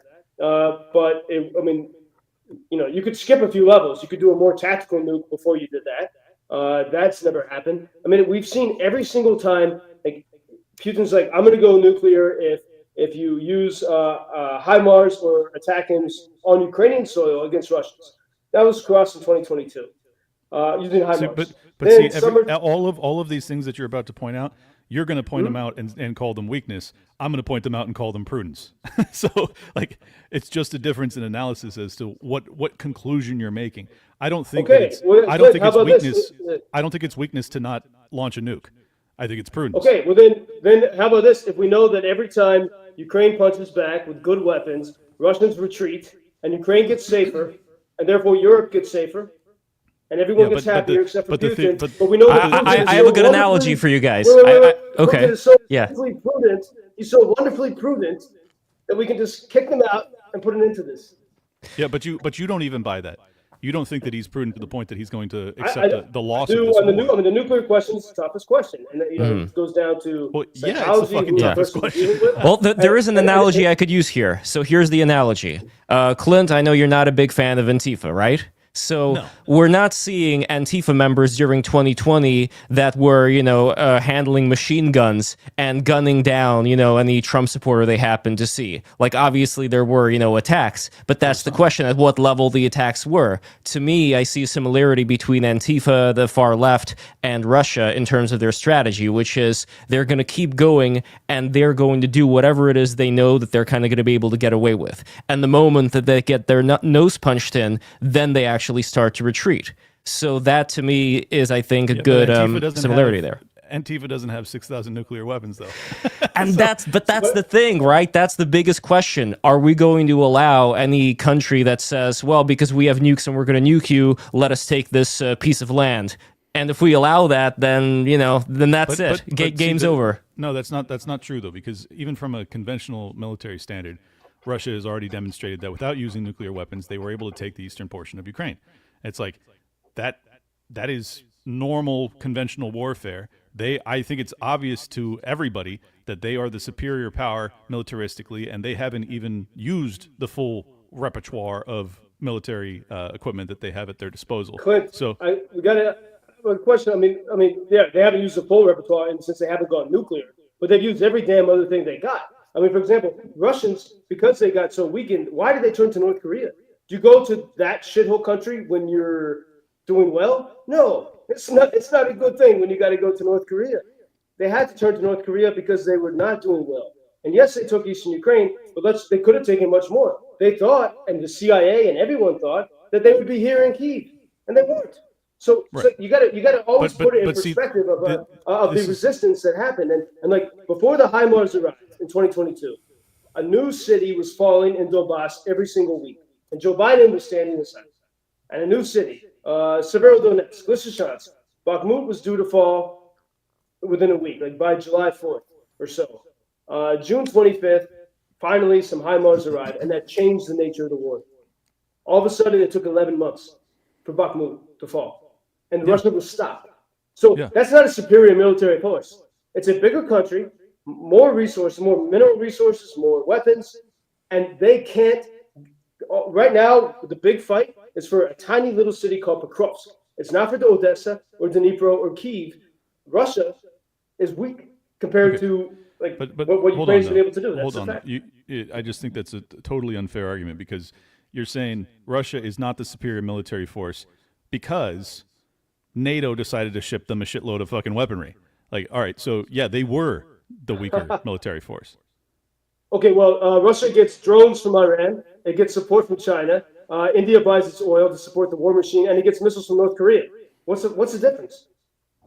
Well, the difference is that I've been under North Korean missile attack in Europe because Russia gets its missiles from North Korea. I've been under Iranian drone attack. Super awful. Sorry. I mean, I'm making your argument. I'm saying that you said that Russia was just rolling over everything until America offered them the HIMARS. So it's obvious that, yes, prior to having North Korea involved and all these other foreign powers involved, Russia was the superior force. I mean, just on as you said earlier, on a resources, population size, military size, they are the superior force. So if it's going to be a full-on proxy war where you have China and North Korea and Russia, and then you have all of NATO that's backing the Ukrainian side, maybe the NATO-backed Ukraine is the stronger force at that junction. But you have to take into consideration the calculus of what does that mean? Is Putin a madman? Is he prepared to accept a loss of Crimea? I don't think he's prepared to accept a loss of Crimea, and I'm not willing to find out. You, having spent 5 years in Ukraine, feel like you're willing to find out, and that every time we punch back, Putin, puts his tail between his legs and he runs away. I don't read it that way, but I'm not saying you're wrong. I don't know for a fact. I can't say definitively like if Putin is a madman. But then if your thesis is that, you can't then make the argument that they are capable of rolling through Europe. Like these are two like totally countervailing points that clash with one another. It just doesn't add up. I think you sum it up well. It's a good separation of our differences on this, and I would say two points on that. One, if on the question of rolling through Europe, I think that what the American and foreign intelligence agencies have routinely underestimated, and the media kind of underestimates, is the refusal. Like, this is a true freedom-loving anarchic capitalistic society. So I don't think you have that. Maybe in Poland, but you don't have it in Germany. Like I don't. The magic of what kept Ukraine alive in order to get to the point of being able to get these weapons was firstly an absolute will to win among the people, and Sure. I don't think you see that in Europe. So I do that, and I think that's why European countries are scared. They're not scared enough, and that's why it was good that JD Vance is lecturing them and saying, "Find your strength." But on this other question, I think, and this is the big question we all have to ask, and so I appreciate this conversation. Is like, if let's say that the nuclear thing is enough to make us all afraid, and Ukrainians, if you want to be batshit crazy and truly freedom-loving, as the Polish foreign minister warned them in 2014, if you want to do that, fine, good luck, but it's not our thing. Well, can I interject on that real quick? I want to ask my last question. That's it. Okay. Does that create a principle? Does that create a principle that if you're a power-hungry school shooter of nations, which is what I consider Russia, the school shooter of nations, and I think right now, like Joe Biden was the Uvalde cops standing outside the door, is what I think, and Europe was too.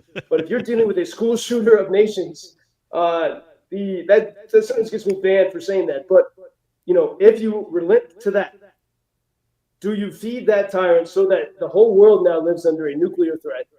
That if Putin wants Poland or Great Britain or whatever, that's a key question. And I leave it there. I agree that is a key question, but this is the unfortunate paradigm that has existed ever since nuclear weaponry was created. And when it was unilaterally wielded, it was America's dominance, and then now it's multilaterally wielded. And it's like, the nuclear powers get to fuck up their neighbors, and sometimes not their neighbors, sometimes nations 5,000 or 6,000 miles away, as we found out with the American experience. Here's the thing. So I think NATO, if it was actually the European countries, has a lot of reasonable justification to be supporting Ukraine, because they are directly in the next domino line of attack, theoretically. Especially if you guys' thesis is correct that Putin's a madman and he's going to try and take over Europe. So I see full justification for the European members of NATO to be shipping out weaponry and doing whatever they want to do. I don't see any real argument for America to be leading that charge. I mean, we give more in weaponry and aid, at least in financial terms. If you're right about the accounting tricks, I'm not confident that you are, but regardless, say that's the case, we're still giving them more than the rest of NATO combined, from what I've read. Is that accurate? When it comes to weapons, yes. Per capita, no, but in total, yes. Sure. Yeah, not per capita, but I mean, we are the primary,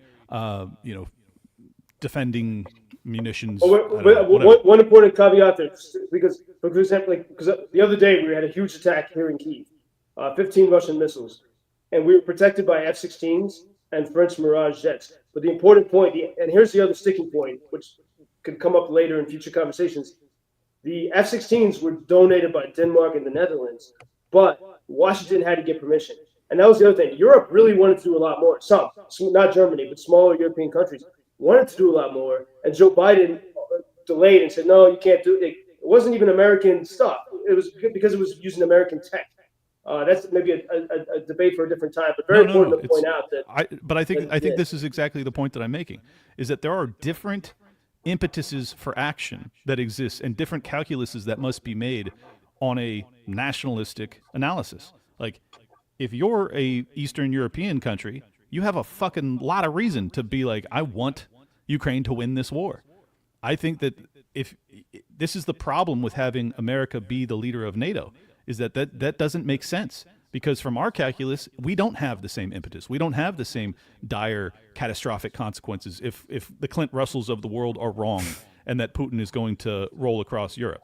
So this is why I want America out of NATO. And I'm sure we're going to have a fiery debate about this, perhaps. But I think that the interests are too at odds with one another, and that the decisions that want to be made.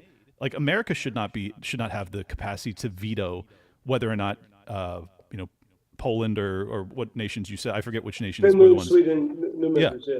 If they want to ship fucking F-16s to Ukraine and risk Russia firing on Finland, that's their prerogative. That's I disagree with it, but that's their fucking call. So I think that just kind of demonstrates more of the reason I'm in opposition to America being the figurehead of NATO.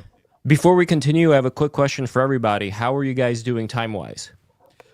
I've got just a few more minutes. I think it's been a good conversation. I think we could wrap it up soon. Okay, well, 20 minutes. 20 minutes, I think that is good on my end. I want to ask you guys one other thing, which is good news. This echo had nothing to do with the Twitter space. So I got rid of the Twitter space for absolutely nothing.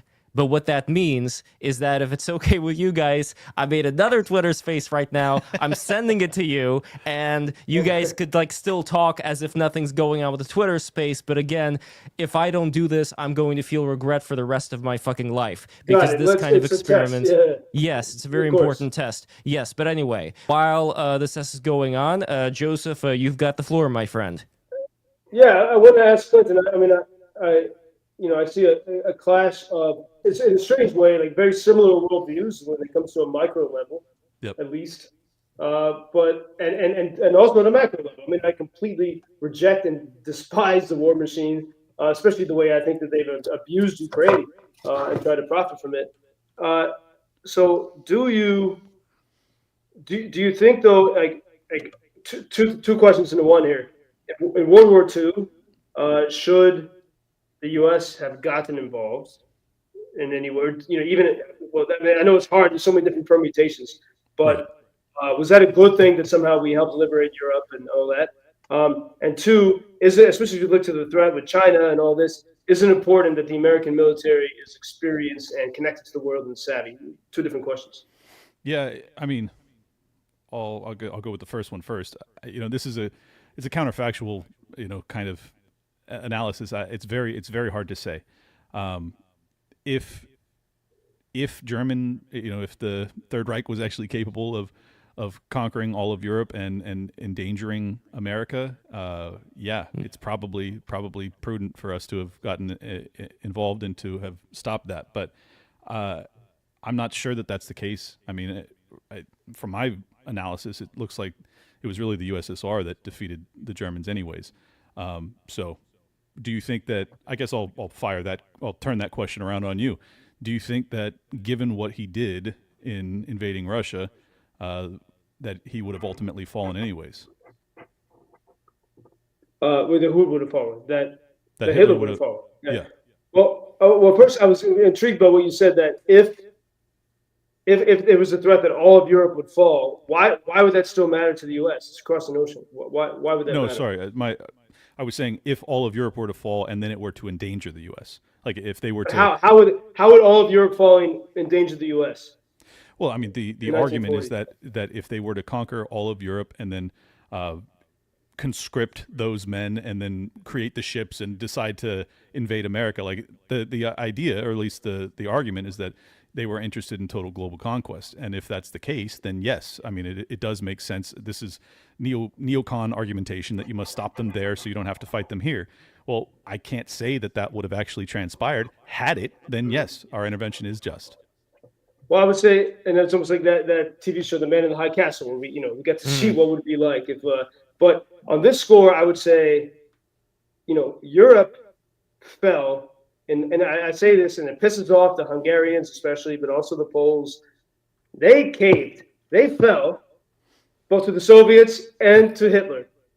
They all caved. The French, they all caved and fell. It was all left to Churchill and the UK. Europe almost did totally fall. No, I know. Except for the UK. Yeah. And what we see now is that not happening because of this big Eastern European country where it's the Texas of Europe and people that actually believe in freedom. And I think it's okay, you could say it's a hypothetical counterfactual, but it's actually important to point out. In 1945, in 1939, countries like this just collapsed. Czech Republic, Czechoslovakia, they all collapsed into totalitarianism, into the war machine of Hitler. And what we see now is a country that's saying we're not going to do it, even though like it's insane and we should because people want us to give up.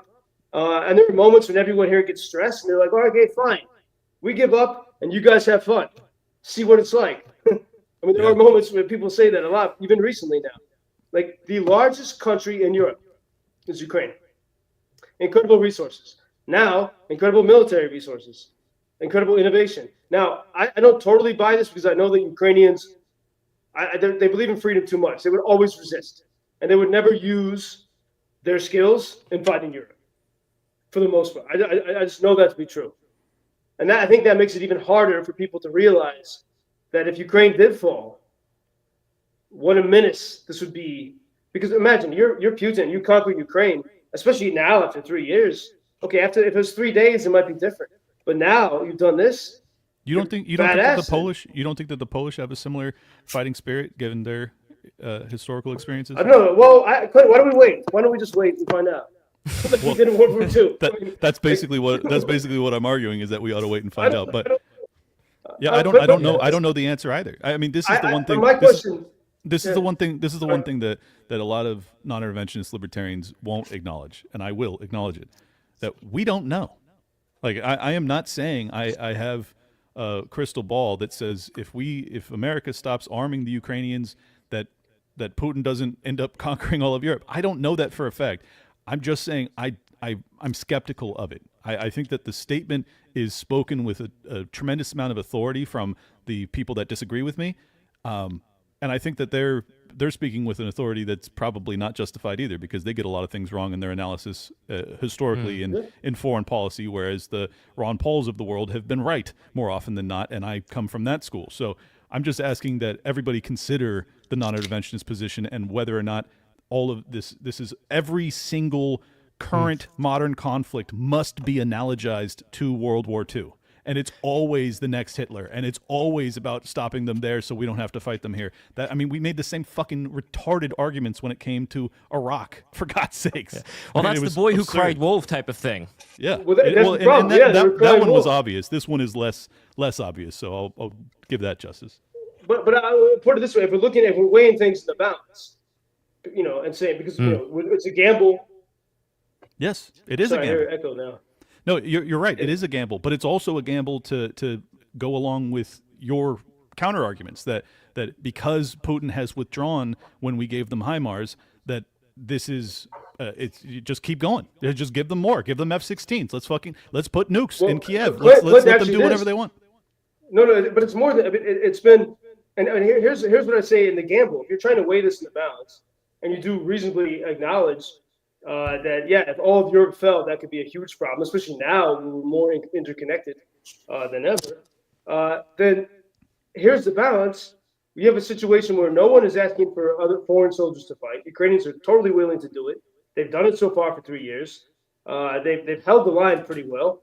The times and every single time you could plot like 17 different of Putin's major red lines. For example, Pete Hegseth the other day talks about the vulnerability of the American Navy. Ukrainians, they don't have a Navy. With drones, they destroyed Russia's Black Sea Fleet. And from the very beginning, from summer 2022 to summer 2023, there was a negotiated deal with the United Nations and Turkey that allowed Ukraine to export a limited amount of grain through the Black Sea. As a result, they couldn't fight in the Black Sea. And Russia controlled it. There were still some attacks. And then the whole deal fell apart in July 2023. And within weeks of that deal falling apart, Ukrainians began to use sea drones to take out the Russian Black Sea Fleet. And now there is more grain exported through the Black Sea than there was before the full-scale invasion. No one talks about it. It's amazing. The Black Sea Fleet is most of it was destroyed. The rest of it, the Russians had to move from Crimea, from the port that they want the most, They had to move it from there because it was too dangerous. They moved it to mainland Russia. The Ukrainians destroyed Russia's navy in the Black Sea extraordinarily. Yes. They actually sent missiles, right? British Storm Shadow missiles, quite an escalation, a nuclear red line they crossed, and they hit the headquarters of the Black Sea Fleet in Sevastopol. Yep, I remember it well. That was years ago, because we're like years now, right? That was in 2023. So yeah, no, I've covered all of these escalations. Again. Yeah, go ahead. Well, you call it escalation, you call it fighting back. You call it, I mean, like, you just call it an escalation. Every time you just said it's a major escalation. Well, in Putin's mind, okay, fair, but Putin's mind, it was a crossing of a nuclear red line, and it was literally a crossing of one of his nuclear red lines. I remember. And yet, but what happened? Putin withdrew the fleet, and so what I'm saying is, if we are really concerned about this possibility that, and that's the thing, maybe we're not concerned about it, that Putin would actually could go further. But if that is a concern, is it not a good deal that you support, you give some weapons to Ukraine? Ukrainians prove they actually improve the weapons. Every time they get these weapons, they're able to push the Russians back. And so and at some point, we get to the point where there can be a real deal, where there is maybe some no man's land, Donetsk or whatever, but a real deal where Europe is fortified, and we don't even have to get to this hypothetical question of what happens if Europe falls. That seems to me a better solution. Yeah, well, I mean, you're assuming that one of those red lines that gets crossed doesn't actually trigger something serious. So if our aid and defense allows this war to end without Europe and NATO being dragged into a hot war with Russia, yes, that is preferable to a hot war between NATO and Russia. I'll grant you that. I just don't think that that's probable. That's been my analysis for years, and I think that Russia has demonstrated that they're not interested in having a war against NATO. Now, there's again these countervailing points of like, well, Ukraine can beat Russia, but also Russia can beat all of Europe. But it's like, I'll grant you that, the Ukrainians have a greater fighting spirit. But in terms of all of the weaponry that the Ukrainians are getting by which they can then prevail with this fighting spirit that is maybe exclusive to them and not held by the rest of Europe, those weapons are held by Europe. I mean, they have an immense capacity to defend themselves, including nuclear weapons. I just don't think it's likely that you actually see a ground invasion or a bombing campaign against the rest of Europe if Ukraine is to fall. But it's a similar. Sorry. It's damn. Hold on one second. There we go. Still trying with the spaces, huh? I'm still trying. I'm never gonna give up. This stupid thing is. Okay, whatever. Fuck it.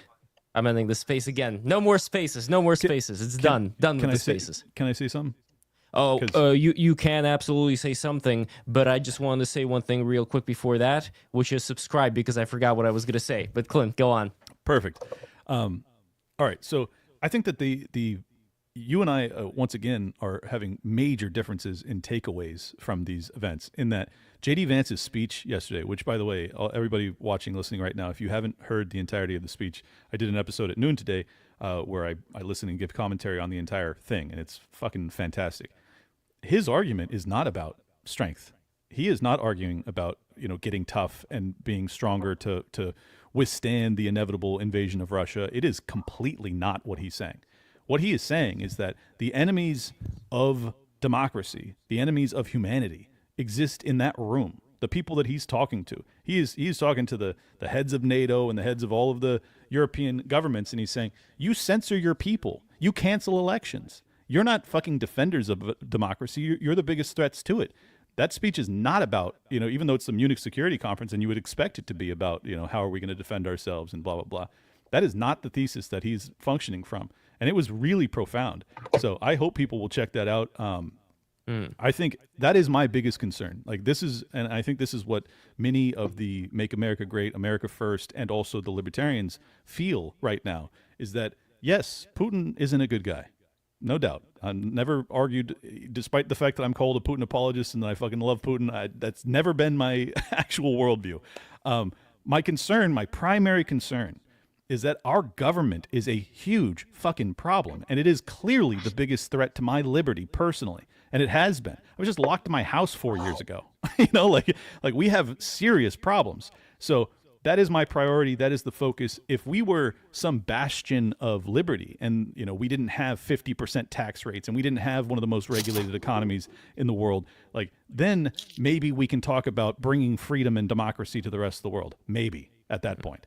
I don't think Joseph would disagree with that, right? A lot of these are, I think, very valid concerns. And I think one of the biggest concerns for me this whole time was that the United States government under Biden was focused so much on doing things that I think turned a lot of people off from even thinking about Ukraine, because why would I ever want my money to go to this country that I don't even know when all these problems are happening here? And, how dare they talk about, the barbarity of Vladimir Putin, where there's all these anti-liberty things that are going on in my home turf. And the problem is that a lot of these bureaucrats, they can address a lot of these things. They can address the fact that they arrest people for, Islamophobia or things like that in Europe. So until they do that, praying outside of an abortion clinic. Absolutely. I completely agree with you, Clint. That's a problem. But that's this dialectic that I've been so, angry at for all of these years, that we can't come to any good consensus. But it almost feels like, I don't know, Joseph, it almost feels like it is shifting a bit as far as some of the pro-Ukrainian people. Maybe now they're thinking, okay, we don't have to toe the line of the Biden administration anymore. Maybe that's going to free us in order to, maybe be a little bit more palpable for people who were so turned off because of this association. Well, I mean, this of Ukraine is, and this is, for me, it's a tragedy, and this is during the Biden administration a tragedy, but also. And I blame the media for this. I blame the USAID funded media here and throughout Europe for this. You couldn't tell the truth about Ukraine. I told you, Clinton left, that I was traveling the world. I sold my story to Hollywood. They made a TV show. I wanted to get away from America because it was too much. And Russell Crowe played my boss. Some guy played me. And I just took off traveling. And I was in Sweden in February 2020. And I was invited to give a lecture at a university in Western Ukraine. I came down here, then everything shut down travel-wise for the pandemic. And I had a chance to leave. And I said, I think this is going to be one of the freest countries in the world during the pandemic. And it was. Ukrainians, they have one of the lowest vaccination rates, by the way. And they, unlike a lot of Americans who are complaining about the vaccine, Ukrainians actually didn't take it to begin with. And out of the ones who are registered... Neither did I, just for the record. Go ahead. Out of the ones who are registered, and they're like 28% that took it, most of that is fake. From girls that sing in the church choir, to medical doctors, to politicians, to the most badass warriors. They just didn't do it. And they had the skill from the Soviet times, just be quiet, don't be loud about it, just ignore the government shit. And that's what happened. And it was an amazingly free place. You had disobedience. Because it was the only country in Europe. You had a lot of really great African American musicians from the U.S., black musicians coming here because they could play their festivals and concerts. Incredible free society. And I think this is why Russia has wanted to destroy this. This country's too free. You can't be controlled. And why Europe and why Biden and the U.S. were so lethargic about supporting Ukraine, because it was too damn free. And they don't want that example of freedom. That for me, that's the main thing about it. This is an interesting argument. It is an outpost of America, and more than Greenland or anything could ever be. Truly, this deep sense of freedom, and you know it when you come here. It's been impossible to articulate that, because if I try to tell that story, which I did a few times, when Biden was president, you were totally restricted. I wasn't allowed. There was no outlet that would let you report the fact that this is one of the lowest coronavirus vaccinated countries in the world. Yeah. You weren't allowed to say it. It was cut off. And so no one knows that story. And so already...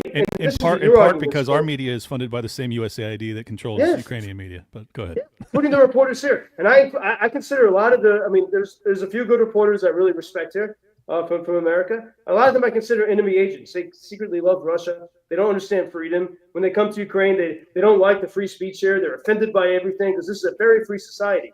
And so, beyond, I see the other arguments you make. But at one level, one of my missions is to break through the filter bubble and at least show, like, when so often, like, some American conservatives will praise the people of Poland or Conor McGregor in Ireland for standing up for stuff. Ukrainians are actually fighting and bleeding for everything we say we believe in, everything. But by we, I mean like the new administration, the MAGA, the Doge, all that. Sure. The 2014 revolution reduced the Soviet government to zero. All the institutions were deleted. And so I think there's a lot we can learn. Ukrainians and Americans can learn from each other on this. This story is never told, and there's a reason why. So as a result, like, when I listen to the reasons, and I think, Clint, you have more thoughtful reasons that you thought a lot about. But when I listen to, including people I know, friends of mine who work in the White House, they oppose Ukraine for the wrong reasons. They oppose Ukraine because they think this is some, like, rainbow booster everyday nation, all this shit. It's just not. And it's a very tolerant country because there's true respect for free speech. And that part of the story is never, ever. I told it on my radio show every day. Maybe that's why it was canceled. But it's never told in the media whatsoever. Oh, before Clint responds, I have a quick follow-up for you, Joseph. Would you say that there was a certain left-wing group that was in Ukraine that was the one that was promoting a lot of these associations with progressive policy and all of that? And what exactly was the source of that, and what is the state of that right now? No, I mean, I remember in Lev, in 2022, when all these people were showing up in Lviv. And there was someone from the British media, and they're like, "Oh, Joe, what is the Ukrainian left? The pacifist left in Ukraine. What are they doing?" I said, "They're fighting." I mean, Ukraine's the only place where I was at a concert in Lviv, and there was a girl with pink hair, like punk-looking girl, singing traditional folk songs and raising money to buy drones to kill Russians. For her friends at the front. Like this, the left and the right you don't see that distinction here. And I think that's part of the reason why Americans can't understand Ukraine. Like, the Polish conservatives are very close to Trump because they're like, "Oh, we're attacked by the liberals." And, like, I would put it this way: if Ukraine was being invaded by immigrants, like men from Africa, on shitty little boats through the Black Sea, then MAGA would stand with Ukraine totally, at least in speech. They would say good things about Ukraine because they can understand it. But because Ukraine is being invaded by the worst type of illegal immigrant, which is those who come not in shitty little boats, that's a problem. But when they come with fucking tanks and ballistic missiles, that's the worst type of illegal immigrant. And Ukrainians are standing up to the very worst. But because it's such a different thing, no one can even imagine it. And I think when I hear JD Vance, I mean, I appreciate JD Vance's philosophy, and I'm glad he's vice president. America needs that type of intellectualism and grounding back to our roots and what is our identity. And it's very good that he's asking Europe to ask. And this is why it was an amazing moment at Notre Dame, the reopening of Notre Dame de Paris. It was one of the smart moves from Macron when he brought together Trump and Musk and Lindsley to say, let's remember our ancient roots and heritage. But that exists here, and people are willing to fight for it here. I just wish, at the very least, even if you don't think it's worth supporting, that this could be understood. By MAGA, by America. I agree with you. I think that is the sad casualty of war propaganda on both sides, is that you get narratives, especially the non-interventionist narratives, which I usually am the one espousing, that will diminish the genuine plight of those that we don't want to assist, or the courageous nature of their fight. So I've said it multiple times, but I'll say it again. Anybody that's willing to fight an invading army is way more heroic than me. They're fucking awesome. But it just doesn't change my calculus. And I understand from your perspective, especially knowing the people, especially having lived there for 5 years, that it may have changed your perspective on this in a way that maybe my perspective would be changed too had I lived there for 5 years like you have. But from my vantage point, from born and raised in America, I just think that the risks that come with your prescription here are risks that I'm not prepared to take, and I have been forced to take them for the past 2.5 years or 3 years now against my will, and I don't appreciate it. That's really how I feel about it. As far as last questions go here, I want to make sure. I want to make sure that we don't go as far away from what Clint pointed out right now, because I think that this is short of, bad faith actors who I think are in all kinds of different podcasting influence spaces. I think that, Clint, you are somebody who is extremely good faith, and you're somebody who has a lot of principles. So I think that the matter of trying to figure out, well, what is it exactly that could possibly be brought into the conversation to make things clear? I don't know, Joseph, do you think that this is impossible just based on there being like this true unknown of whether Putin is going to go into, Poland, the Baltics, yada, yada, yada, after the fact, or what? Is there any way at all that this could be cleared up? I would say, firstly, Lev, credit to you. Thank you for bringing us together here with Clint and me. I think this is precisely what we need more of. I mean, the world is on fire.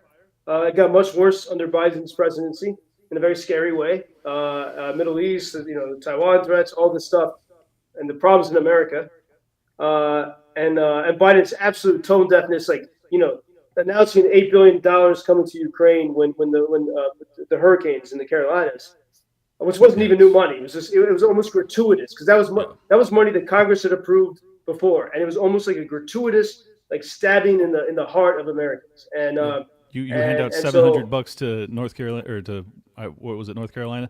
But yeah, you hand out $700 to people that lost everything, that have been paying taxes to the system forever, and then you hand out billions to people 6,000 miles away. Not going to land real well. But more than that, but he didn't actually hand billions. He was announcing the delivery of weapons that Congress had ordered him to send, that Mike Johnson had ordered him to send in April. And that's how much they didn't care. And that's why I'm happy to see the destruction of the bureaucracy. That's how much they hated free people in America and in Ukraine. Of the bureaucracy. I think they must have known by timing it in that way. He delayed that batch of weapons and support. He made it sound like it was new money, which it wasn't. And he by doing so, he perfectly hurt Americans and perfectly hurt Ukrainians. And this is the garbage that is gone now. Well, we can say that freely.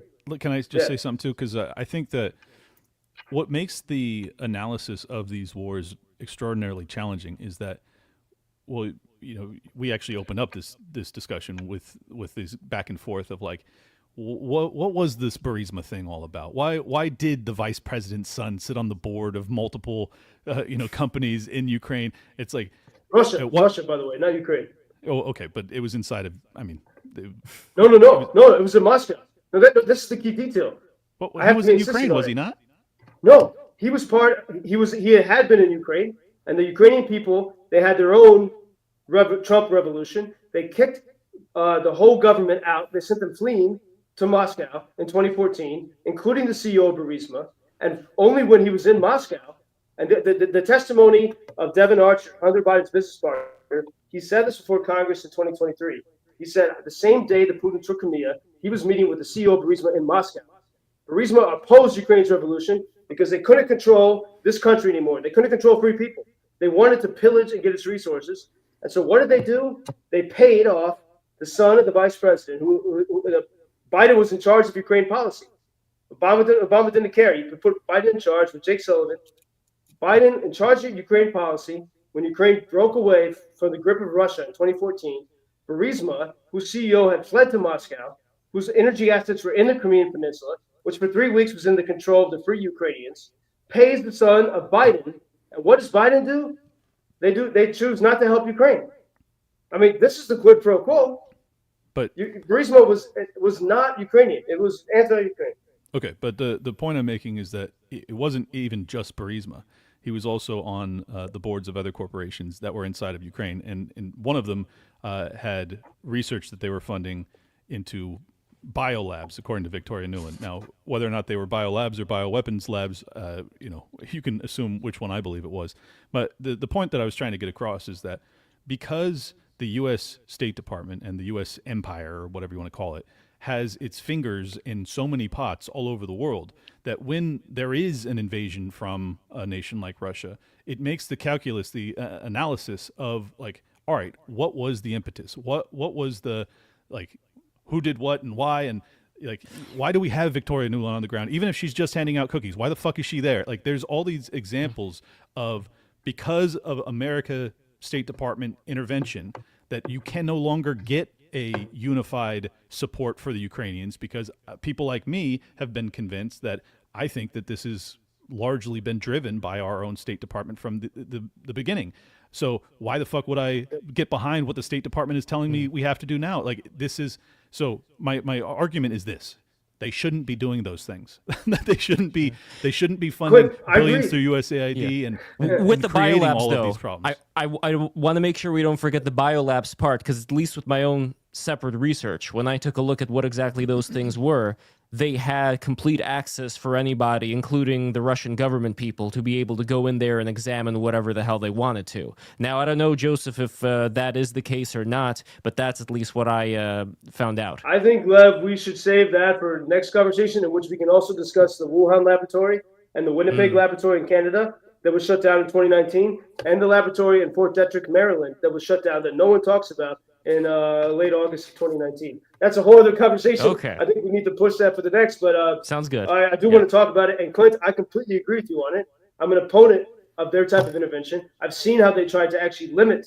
The only place they want to create democracy is where people hate democracy. And then the place where people actually are democratic, they want to stop them. That's a whole, we'll get into their psychology, but it's all about power. And these are the people who think God seems to be on the way out. They have, going back to, again, George H.W. and Condi Rice with that speech, the Chicken Kyiv speech. Stick with Moscow, guys. And free people don't want that. And Clint, I would say, I would invite you, with Lev, it would be great, to come to Ukraine if you want. Let's do it. You can see whatever you want. We'll make sure you're as safe as possible. Again, it's safer than, it might be safer than Miami. But seriously, man, no, I invite you to Ukraine. And the whole tower gang. Bring the whole tower gang with you. Let's do it. Please, Hey, seriously. Seriously though, I do really appreciate the time from both of you and Lev. Great selection of opponents on this, because opponents. These are not opponents, Clint. No, they are. They are in terms of like our conclusions, but in terms of I think obvious good faith on both sides, and that's rare in internet blood sports debating. So you chose well. I hope that the audience takes more of the good faith arguments from both sides and is able to internalize those and consider them, because oftentimes we're just forced to deal with bad faith arguments on both sides and like choose which bad faith argument you want to believe in. I think this was not that, and so thank you guys. I appreciate it very much. It was a great pleasure to have you, Joseph, and yourself, Clint, on BTR. This is what we do. We bring people together, as opposed to, dyeing our hair purple and then making a video of us blowing the dude and then, being all giddy when somebody finally releases it online, and being an asshole to people all the time and, creating Shots a lot fired. of this negative Destiny. energy. My goodness. Yeah, no, I really don't. I don't know. That guy just likes to argue. And here's the thing: he may be right on certain things, but the fact that you have somebody like that for a long time has been representing, the side of these, liberal intellectuals, I just think that was, that's pretty horrible. And I would encourage people to, if they're bored and want to do this, go back and watch my debate with Destiny from 2 years ago, and you get to judge for yourself if my analysis was more grounded in reality than his, because he speaks with such an authoritative nature and he's so cocky. He got nothing right, like literally nothing. He's like this war is going to end. Russia's going to have its tail between its legs by the end of the year, and blah blah blah. Like they just get it all wrong, and they never reflect. They never have that actually held up to them as like, hey, do you care? Do you care that you got everything wrong? But I think it's important. That's my problem with the entire media.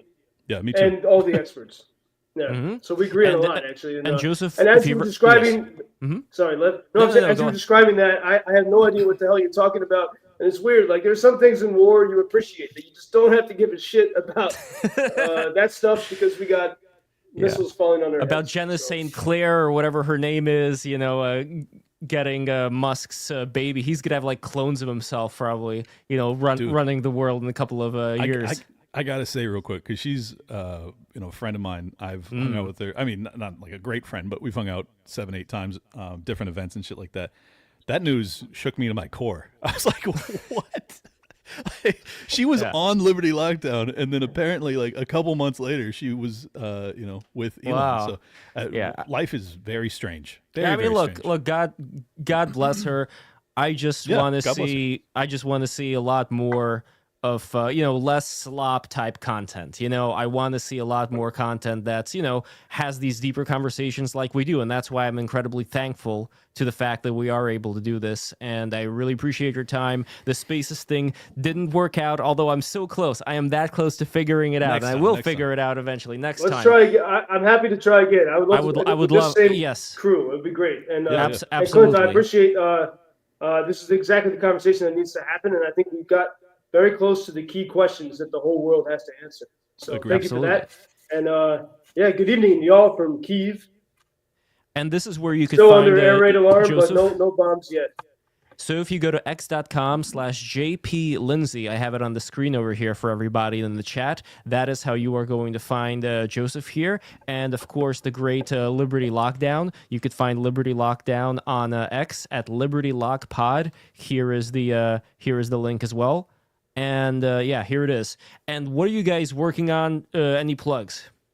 Yeah, I would just say, just a reminder that the JD Vance speech at the Munich Security Conference was a fucking barn burner. It's only 20 minutes. I talk about it for 50, but Liberty Lockdown episode today just dropped, and people are loving it. I think that if you want to see my worldview, what I'm about beyond this discussion, that would be a good starting place. So Liberty Lockdown, Apple Podcasts, Spotify, YouTube, everywhere. Definitely check it out. And Joseph, anything to plug right now on your end? Yeah, please follow me on X at JP Lindsley, as you said, and also on Instagram. My team here, we make videos. I really try to help people shift their, to ask questions that maybe the media doesn't ask about the situation here and around the world. At JP Lindsley as well. And if you go to UkrainianFreedomNews.com, my website, you can access. When I spoke every single day of the war for 10 minutes for 3 years, no days off, on WGN Radio in Chicago. And it's a real journal of what it's like to be in life in war. And so you can go back and look at the archives. I'm pretty angry still that it was canceled. So is the audience. Maybe it'll come back in some new format. But you can go through the archives and feel what it's like to be in the war for 3 years. So UkrainianFreedomNews.com or at JP Lindsley, LINDSLEY. Stay safe out there, all right? Absolutely. Thank and you, last comment we have over here from Jerry Mack, a great viewer of the show from Ukraine. Last 3 hours, it has been an air raid alarm, yet he was there with us. Yes, but actually, no, I haven't heard any explosions, so it's calm so far. He may be in a different part of Ukraine, like not... no, it's an alarm here. It is an alarm. But, okay, it is, okay. The drones are circuit. I call it a dance macabre, and this is what they do. To confuse the system, they'll spend hours moving around the country, and then all of a sudden they start to converge. So maybe as soon as we hang up, it'll be fireworks. I'll let you know next time. please stay safe out there. And guys, if you want to support the show, keep this thing going. Patreon.com/breaktherules. The link is in the chat. It's in the description. Become a patron today. And by the way, we're going to have a good friend of the show, Silicon Curtain, who I think, Joseph, he's going to be with Pascal Gobry, who I think, Clint, Pascal, right? He's the French gentleman on X. No? He goes by Peg sometimes. Peg. He's got like the profile photo and anyway, whatever. That's going to be, we're going to be talking about Donald Trump and how, the world is kind of bending to his will right now and what exactly the repercussions, kind of the quote that he talked about today, with the whole law thing. But there we go. So it's an interesting time. Barron's probably going to become emperor, in a couple of decades. We got that. All right, I'll be siding with Clint against an empire. Sure. Please. All right, guys. Don't be watching up from Kyiv. Thank you. Thank you guys so much. Take care. In the world. Take care. Peace. Good night, everybody. Bye-bye.